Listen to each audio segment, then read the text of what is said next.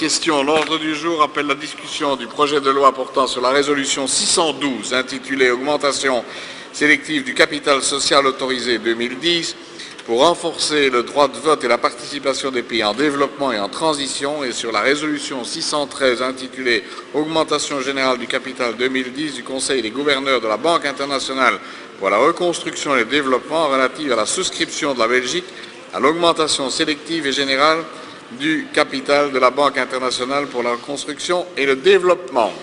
Le rapporteur est M. Clarinval. Se renvoie au rapport écrit. La discussion générale est ouverte. Je crois que seul M. Louis est inscrit. Et Mme Jerkens. Il faut s'inscrire, Madame. Ah non. Donc M. Louis et ensuite Mme Jerkens. Comment je vais faire?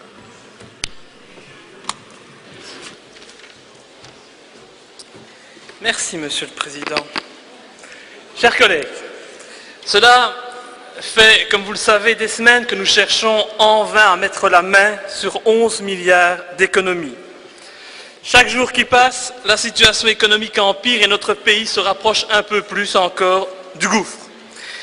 Ces derniers jours, le taux d'emprunt à 10 ans est monté en flèche, atteignant presque les 5,5%, et notre dette est plus importante que la moyenne européenne.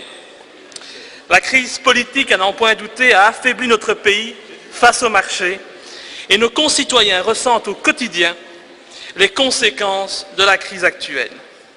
Les Belges ont de plus en plus de mal à finir le mois, leur pouvoir d'achat a diminué et le travail pour les salariés, mais aussi et surtout pour les indépendants, se fait de plus en plus rare. Et nous, que faisons-nous? Eh bien, nous décidons d'octroyer près de 46 millions d'euros à la Banque internationale pour la reconstruction et le développement. Et à quoi sert cette banque, me direz-vous? Eh bien, à réduire la pauvreté dans les pays pauvres par le biais de prêts ou d'autres services du même type. Voilà bien une mesure qui intéresse vraiment nos concitoyens. Voilà bien une mesure qui va améliorer leur qualité de vie. Cette nouvelle décision est selon moi totalement intolérable, surtout que le 13 novembre, il y a donc un petit peu plus d'un mois, nous avons déjà versé 730 millions d'euros, plus 46, on atteint les 800 millions, pour l'aide au développement.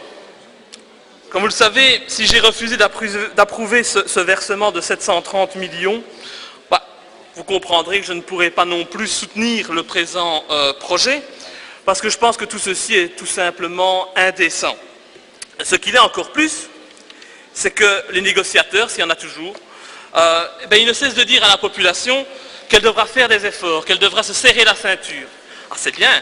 Tous les jours, on entend parler de nouvelles taxes sur le dos des travailleurs et des indépendants, alors que même nos dirigeants se plaisent à dépenser allègrement de l'argent qui ne leur appartient pas et qui a été créé à la sueur du travail de nos contribuables. C'est totalement inadmissible. Nous assistons là, chers collègues, à un manque total de respect envers les citoyens. Bien sûr, jamais ils ne sont informés de ces aides. La presse n'est plus là, jamais on ne commande ces discussions dans les médias, jamais la population n'est informée de cette réalité. Mais moi j'estime qu'il est temps de montrer clairement à quoi l'État dépense l'argent de nos impôts. Il n'est pas normal que nos dirigeants jouent la carte de la solidarité extérieure et de la générosité, alors même qu'un Belge sur 7, 1 sur 7, vit sous le seuil de pauvreté. Pire, chez nous, 1 enfant sur 6, c'est incroyable, 1 enfant sur 6 connaît la pauvreté au quotidien. Et que fait-on pour eux? Rien, strictement rien. On leur demande simplement de payer de nouvelles taxes. Ça suffit. Je trouve que cette injustice ne peut plus perdurer comme ça. Bien sûr, je vais déjà en entendre certains me traiter de raciste, de nazi ou je ne sais quoi encore, mais le débat n'est pas là.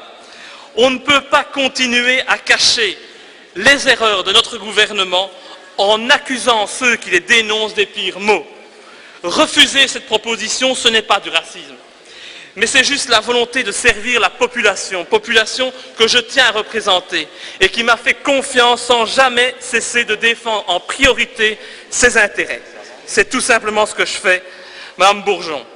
Et puis, quand vous aurez cessé de gaspiller l'argent des Belges, quand vous aurez fait en sorte d'améliorer leur quotidien, quand vous aurez éradiqué la pauvreté en Belgique et que plus aucun Belge ne dormira sous un bout de carton en pleine rue, eh bien là, oui, nous pourrons jouer la carte de la générosité.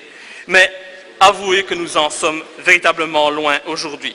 C'est la raison pour laquelle je suis assez fier cet après-midi de refuser, de voter et d'approuver ce projet qui est en fait un vol manifeste de l'argent des contribuables. Je vous remercie. Madame Gerkensia.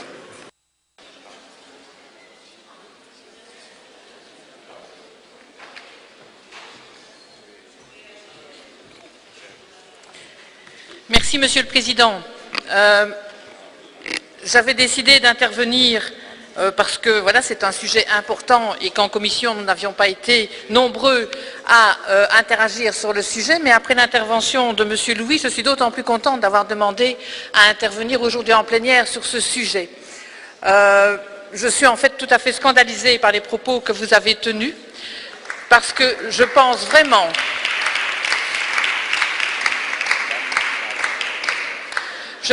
qu'il est de la responsabilité de tout citoyen qui a la chance de vivre dans un pays comme la Belgique, qui est un pays riche malgré tout, qu'il est de notre responsabilité et que nous devons en être fiers d'ailleurs, d'aider les personnes qui sur cette terre sont encore moins bien nanties et sont particulièrement mal nanties pour des raisons économiques, pour des raisons politiques, pour des raisons environnementales et climatiques.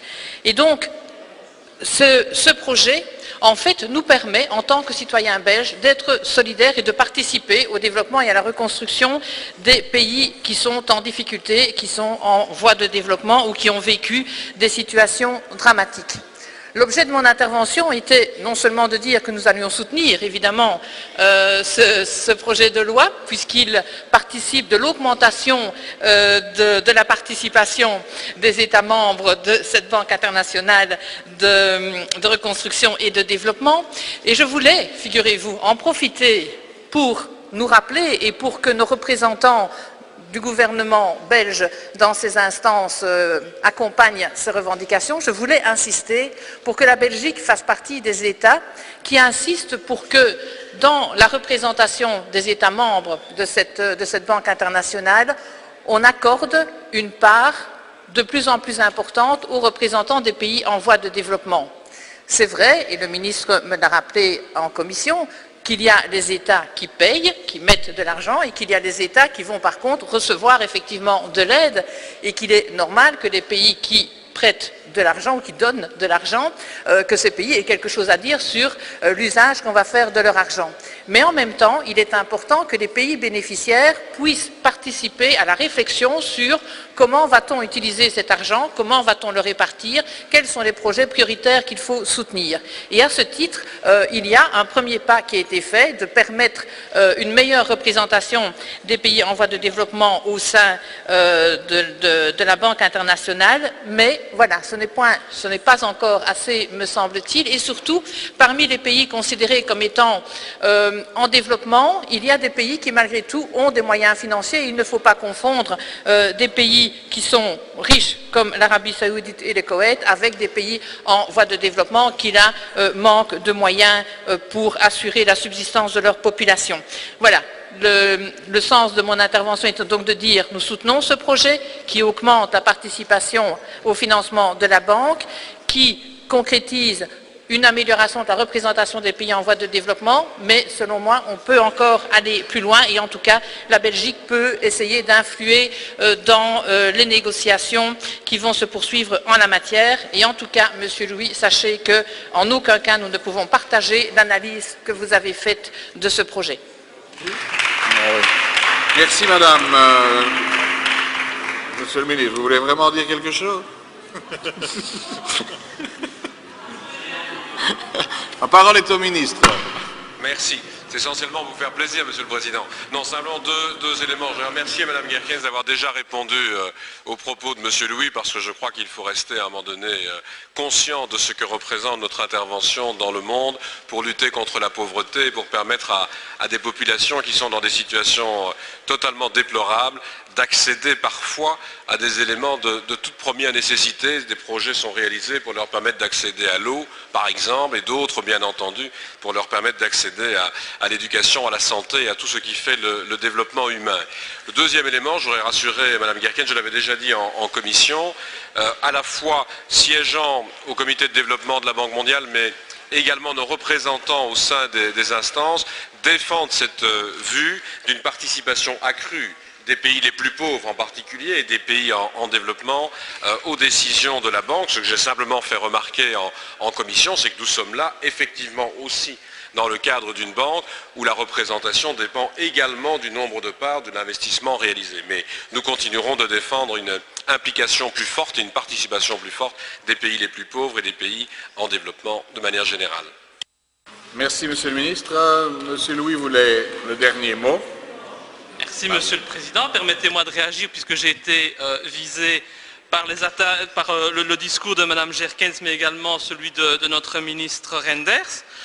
Tout simplement, ce que je voudrais dire à mes collègues, c'est d'avoir le courage de descendre dans la rue pour aller dire ça aux Belges qui meurent de faim ou qui ont du mal pour se chauffer, aux Belges qui ont du mal pour terminer leur fin de mois, aux Belges qui regardent à tout, qui évitent de dépenser de l'argent parce qu'ils ont du mal à terminer leur fin de mois, parce qu'ils n'arrivent pas à acheter suffisamment de nécessités pour leurs enfants. Je crois qu'il faut avoir le courage, quand on ose tenir ce genre de propos ici au Parlement, il faut avoir le courage de descendre dans la rue et d'aller tenir ces propos devant les familles démunies qui vivent sous le seuil de pauvreté. Et je pense que c'est ainsi que vous verrez ce que pensent vraiment les Belges. Vous savez, les Belges que vous êtes censés représenter, mais que je ne vois plus beaucoup de personnes dans ce Parlement qui les représentent réellement. Et donc c'est le grand problème de notre politique aujourd'hui en Belgique, c'est qu'on a une classe politique qui est totalement déconnectée de la réalité, qui ne se rend pas compte de ce que vivent les citoyens au quotidien. Et c'est le plus grand mal dont souffre notre pays. Je vous demande sincèrement d'en prendre conscience, de changer votre politique et surtout de revenir à l'essentiel, de vous occuper en priorité de la population et de cette préoccupation. Merci. Comme président de cette Assemblée, je ne peux pas accepter qu'on dise que les gens qui siègent ici ne représentent pas les gens qui les ont élus. Désolé, mais ça, je ne peux pas laisser passer. C'est votre avis, ce n'est pas le mien.